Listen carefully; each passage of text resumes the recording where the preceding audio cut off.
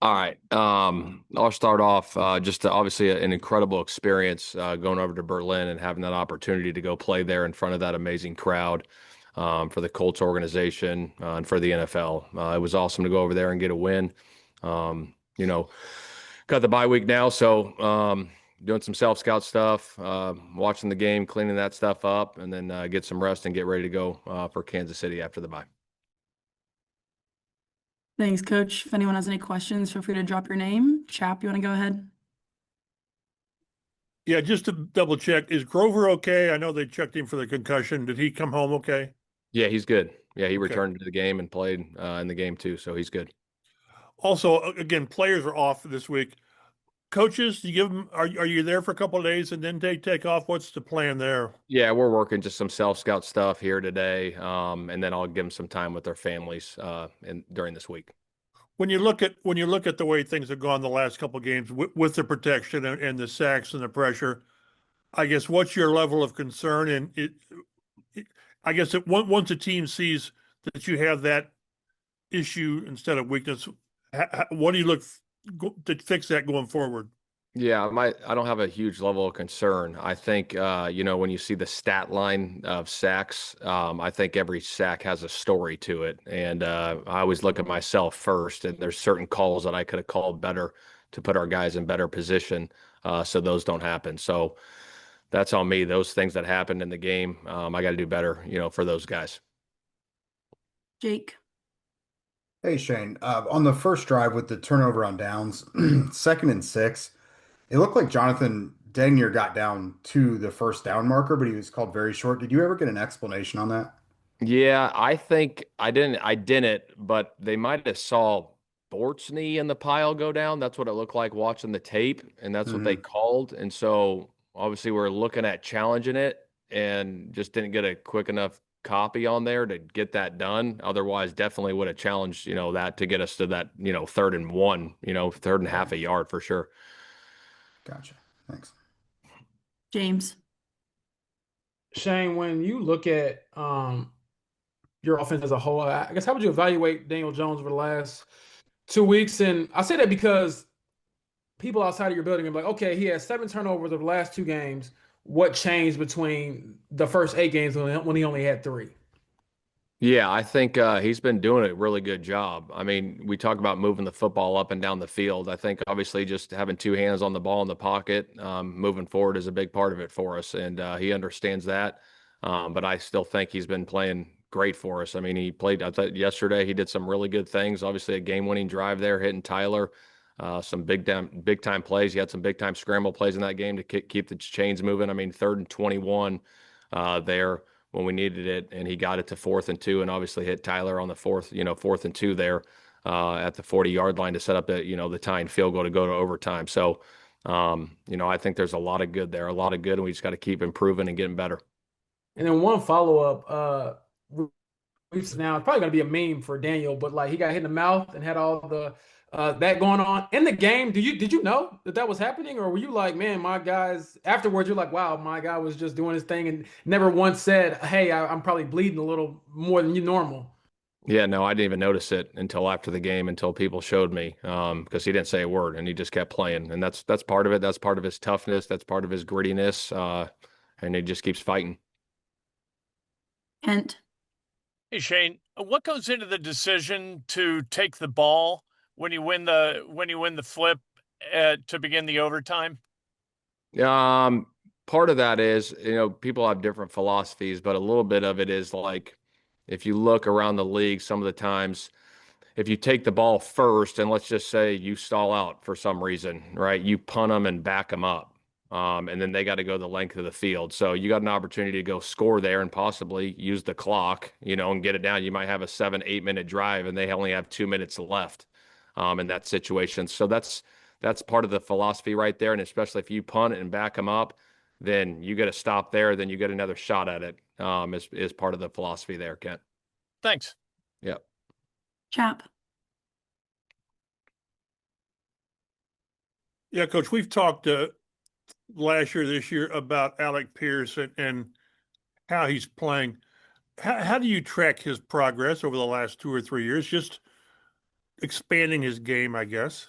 Yeah, I mean, he's been arrow up since he's got here. And, he's making big time plays down the field. His intermediate game is making big strides. So he's able to do a lot for us offensively, moving him around, trying to get certain matchups.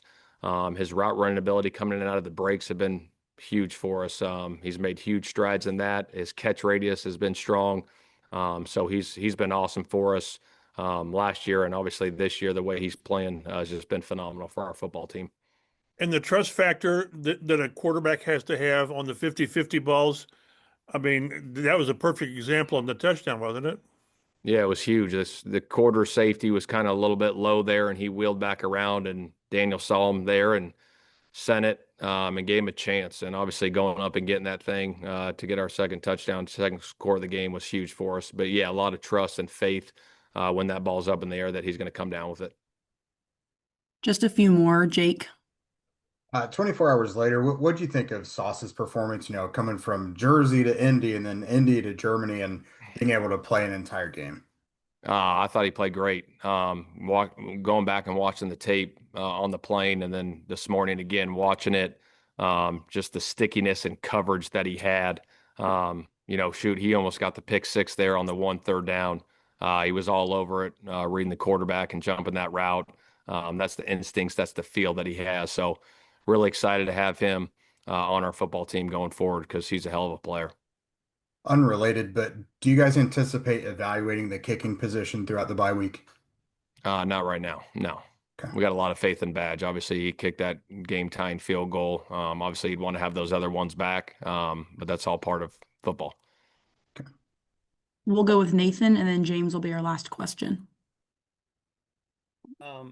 I know this was announced when you guys were in Germany, but not being there, wanted to try to get a little bit more clarity. I know Buckner was put on IR on Friday. You told us last week that I think there were no injuries that you guys knew of coming out of the game on Monday. Can you give us any sense of the timeline on when his injury really flared up, that kind of, started him with missing practice Wednesday and Thursday and then being put on IR a couple days later?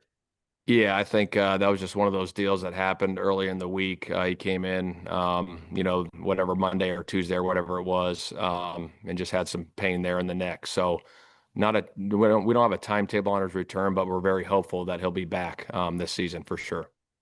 And then I had one other follow-up. I know you were asked earlier about the offensive line and Daniel. We saw some great moments with him scrambling. I think he had 7 rushes for 53 yards, including that really key one there on the 3rd and 21. What differences are you seeing in those moments when he's ends up taking the sack versus those plays where he's able to get out of the pocket? Is there anything schematically that you guys are getting differently in those places, or is it him just being able to get out of the pocket better in those instances, and then he's got a lot of open field? Yeah, I think it just depends on the play type, what's going on around him, how the pocket is, if it's collapsed on him, does he have space to get out and make a play? Sometimes you don't, sometimes you do. Like I said, he made some big scrambles, like you said, yesterday for us in those situations. And then, like I said earlier, there's some situations that I could have done a better job of putting him in on some of those plays. Gotcha. Thanks. And then James, last question. Well, 2 more, and I promise you can go to the bye week. One, and he talked about Alec Pierce, the development as a route runner, but on JT's 83-yard run, he's coming across the field to block.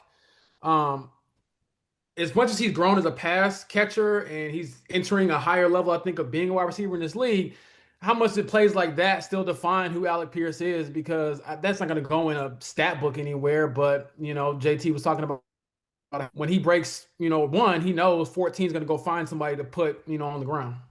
Yeah, that's the effort that you look for on tape. I mean, even when we're watching opponents on tape, guys that chase and run to the football, I mean, that's the standard, right? And so obviously he does the standard in the pass game, but he also does it in the run game. Like you said, on that 83-yard run, he's hauling down there to get that block on the 3rd level defender. So that's what you want out of your guys. And he's been doing a hell of a job of that for us all year. And then the last one, and I know, again, if you convert all your 4th downs or you chance you take, no one has an opinion. So how do you balance the aggression? Because obviously it always gets louder after last game because it's like, oh, you should have took the points. So how do you view it when you've had so much success and then you didn't have it here in Berlin? Look, I understand that this is, results driven on fourth downs, and I got a lot of faith in our guys going for those in those situations, and we've been pretty darn good at them all year. And obviously, I think we were 50% or whatever it was yesterday on some of those. And credit to Atlanta, they stopped us on those. But yeah, I feel good about it. And like I said, when I go for those situations, it does depend on the game situation, where it's at, time on the clock, what the score is when I do make those decisions.